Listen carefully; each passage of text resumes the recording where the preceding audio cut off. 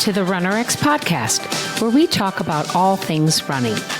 As many runners know, it's 90% mental. So join Coach Valerie and Coach Caroline as we go through the mental side of running. Welcome, guys. So by the time you get this, it should be about mid-March 2021. And here in Texas, we had what we call snowmageddon. Yes, we had the worst snow and ice that we've had in the 12 years I've lived here. People were saying, Valerie, what was it? It's been about 100 years since we were that cold. Geez, I don't even know if you heard the statistics. I'm from Texas, and I will say that's the first time we've had and from Houston originally. So first time we've had snow stay. How's that? Yeah. This guy's was record low. So it was below the coldest I had ever seen here in Texas was 22. And that was a day. This was in the teens and even 0 for 7 days. And so we're not going to talk about what happened to us, any of that kind of stuff, like energy, because that's not the point of this podcast. What I thought was really great was the videos you did on the channels, Valerie, training in the snow. And then I wanted to talk about kind of how is it different when you're training in that you called it inclement? Correct. Well, I saw it two ways. One is for us, the opportunity to run in the snow. We never get to do it. So obviously it was so fun. And not ice, guys, but snow. Because ice, you can't really run. You're going to slide. But in something, if you get the opportunity to run in, say, snow, or let's even say mud if you're a trail runner, grass, these kind of elements, sand if you get to run on the beach. I was going to say, sand on the beach. Mm-hmm. Yeah. So all of these things are such a great opportunity to run and to practice your running, because when you're on those elements, one, you can feel it's like you can feel where you are on the ground, and then you're going to want to pull your foot up, especially if I'm running on snow or mud or ice, not ice, sorry, but snow or mud or something I can't see what's going on. Think about pulling up. It makes so much more sense than reaching your foot forward. Yeah. And it's, I had to run through, it was one of my 10Ks that we had basically just torrential rain. And they wound up having to run us through part of the course that was flooded up to our ankles. So like you were talking about, I had to really pull my leg to get it out of the water, right, to move forward, because I wasn't falling at the time. I wasn't obviously doing what I should have been doing. But what happens then is I was extremely tired. That was probably the worst quad burn I'd ever had in a run. Well, and that's exactly right. And this is something for you guys to think about when you're running on things like snow, sand, soft mud, if you will. Your foot, when it touches down, is going to sink first because you're on an unstable surface.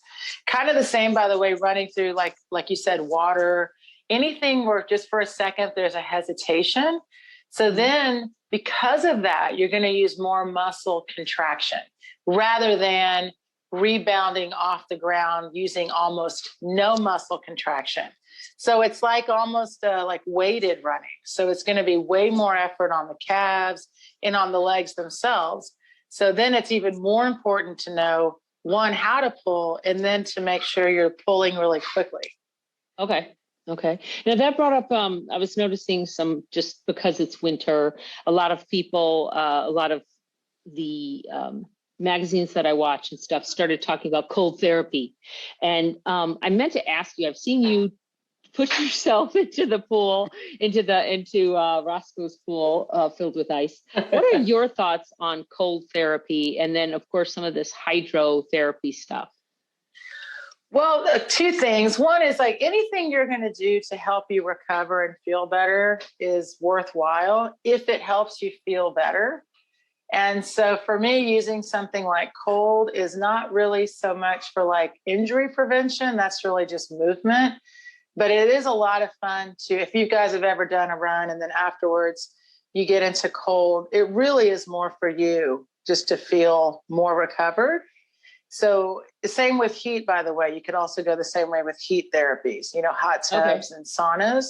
All of that is to help with recovery. So whether it's wow, after I do an ice bath, like for me, and once I get in the ice and then I let my body heat up, I always feel better.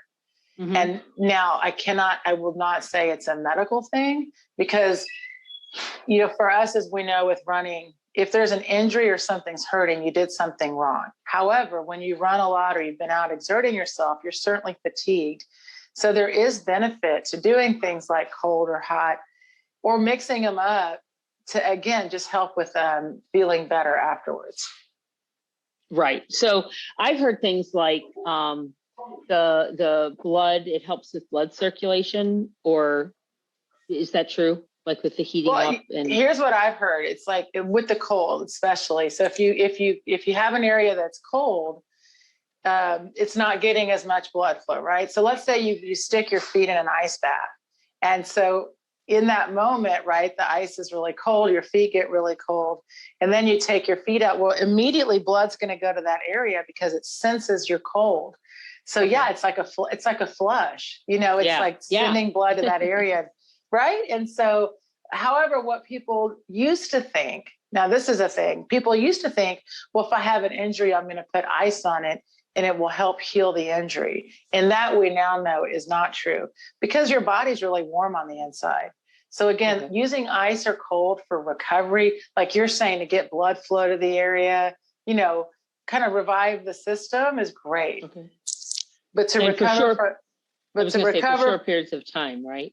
Oh yeah, sure. Like if you're going to get in an ice bath, no more than 3 minutes. That's it. Okay. It's not going to, more is not necessarily better, but they do also know that just getting in a cold shower is just as good. So you don't need to get any ice out. Just next time you're in the shower, at the end of your shower, turn it to cold. That's what they all say. End on the cold. I'm still not into that way. Okay, let's go.